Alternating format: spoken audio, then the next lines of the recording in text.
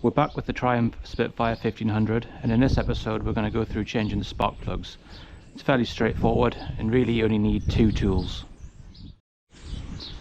So the tools we need a socket, 40mm spark plug socket, long reach with a ratchet, feeler gauges, 4 new spark plugs. These are NGK BP5ES. They're already pre-gapped to 0.6mm each and every one. Pretty much out the box came at that gap, and from what I've read that's the recommended gap for the 1500. I've always used 0.6, never had any problems with it, and that's what's going back in.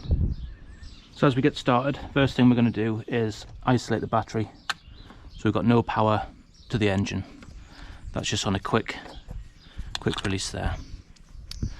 Over here we've got the HT leads come from the Distributor Cap. And what I've done is I've marked each one, 1, 2, 3 and 4. Now it's obvious that it's 1, 2, 3, 4 from the front of the engine to the back of the engine, the front being where the drive accessories are, alternator, water pump, and the rear being flywheel, clutch. But once you pulled these leads off, 1 and 3 and 4 there, it's pretty easy now to see, well, these aren't in any particular order, they're not in a line. So, you know, is that one number 3 because it's closest to there? Is number 4 there? They both reach. So I've got HT markers, number 4, so we know that when we put it back together that's number 3 and that's number 4. Save yourself a world of pain by getting them mixed up. Yes, you could go online and just find a picture Distributor Cap and just mirror image it, because the distributor only goes on basically one of 2 ways because it's clipped on. It might even only go on 1 way, but I'm not sure. But for a couple of pound, you know, £5–6, you can have them marked. Right, so let's get to it. So we'll take off the HT leads, all 4 of them. Got our spark plug socket, 40mm CRV, 3/8 on a ratchet. Got number 4 there, lefty loosey. We'll remove the first one. You can see what condition they're in. There's the first one, really black. So we can get that out. A lot of soot, carbon on there. They have been in for a long time though, so they're well overdue. Ideally I'd like to change them every year, but I never seem to get around to doing it. Take number 3 out now. And the spark plugs, when they come out, the condition of them tells you a lot about each cylinder, how it's working, whether the carbs are balanced. That one's much the same. See that there? A lot of carbon on it. Get to number 2.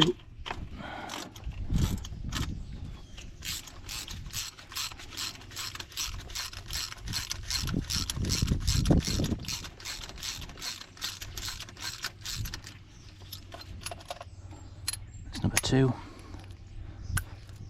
That one's much the same as 3 and 4. And cylinder number 1, nearly obscured there by the alternator.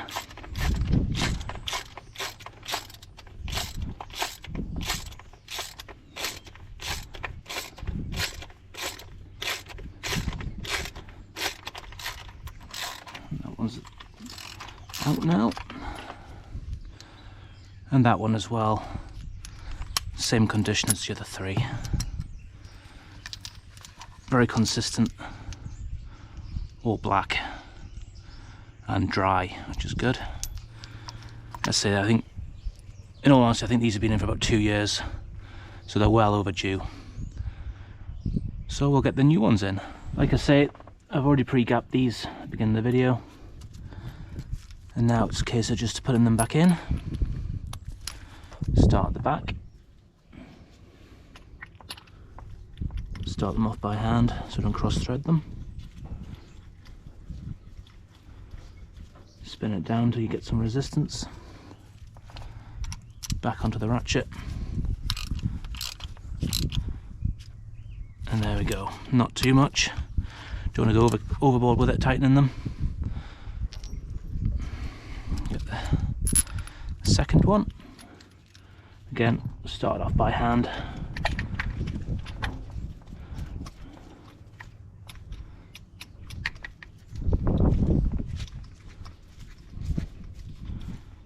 Feeding it in.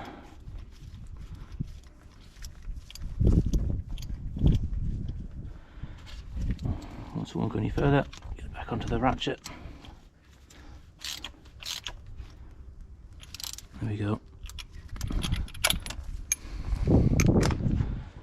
Number 3, which is in theory number 2 on the cylinder count.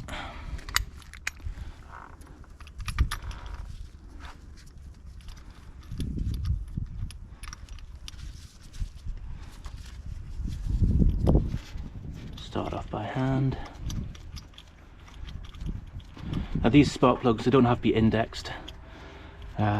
Some fuel injection engines, you get a window where the spark plug face at the open part here. I don't know if you can see that, you've got the back, you've got the electrode in the centre. That has to face the injector, otherwise if it hits the back here you get misfires.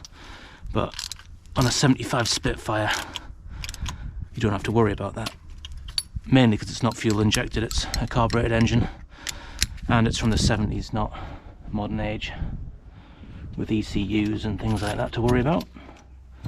Makes life so much easier.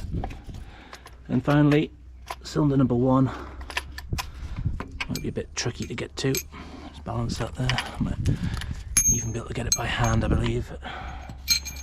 Give it a go.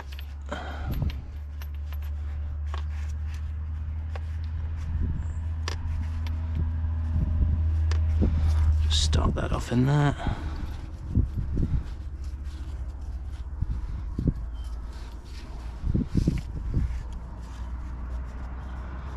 There we go. Put it back on the socket.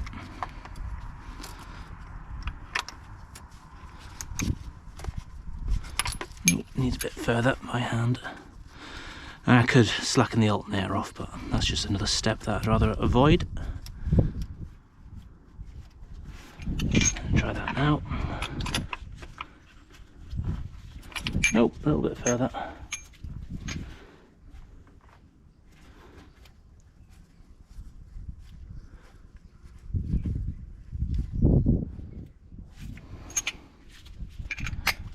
See if we can get it in there now.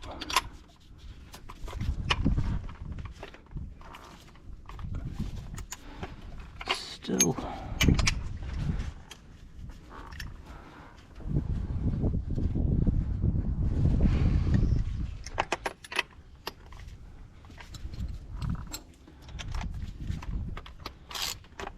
There we go, it's on. Let's finish it off on the ratchet. Nip it up.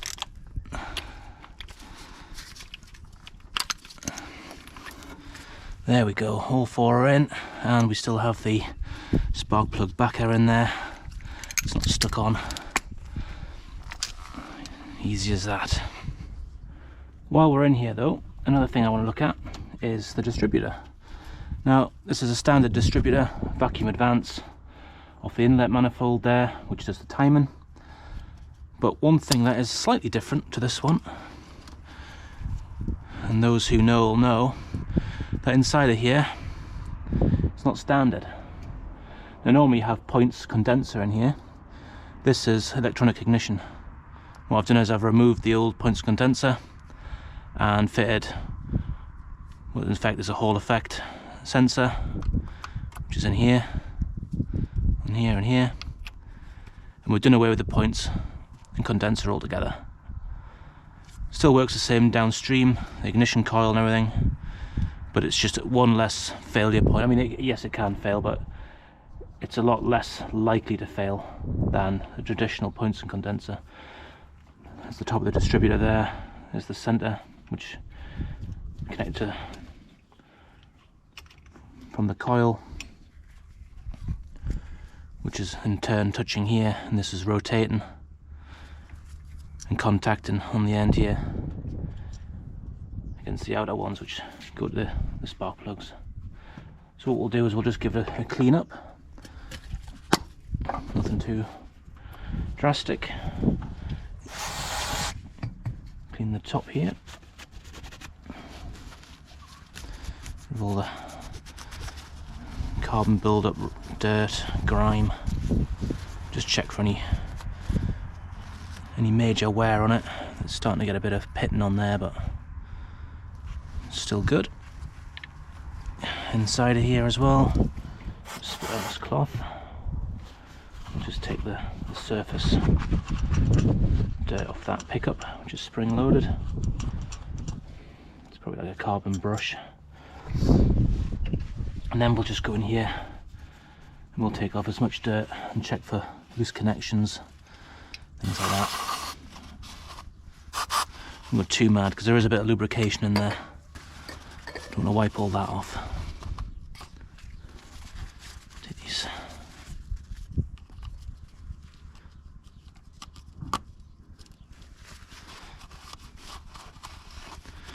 Just check the wires, make sure that nothing's rubbing. Everything looks nice and tight still.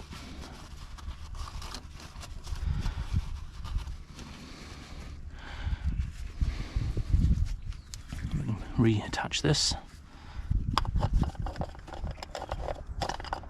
Oh, help if I put the rotor back in.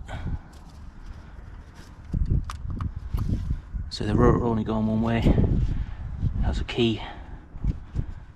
There we go. Oh, just dropped a clip. Just dropped that clip there.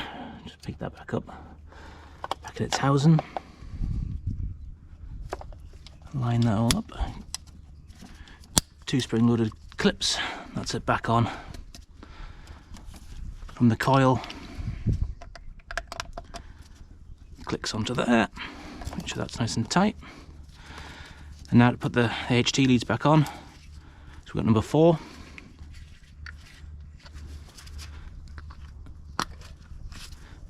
Number 3.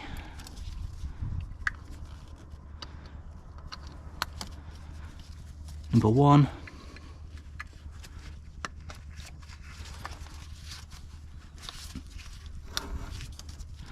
And finally number 2, which we'll put onto number 2. We'll just angle these so they flow quite nicely. Make sure each one's seated correctly. And that's it. As easy as that really for changing spark plugs. Not a hard job. Pretty much 2 tools, 4 spark plugs. There you go.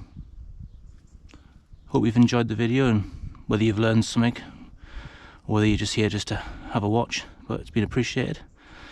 Stay tuned for the next one.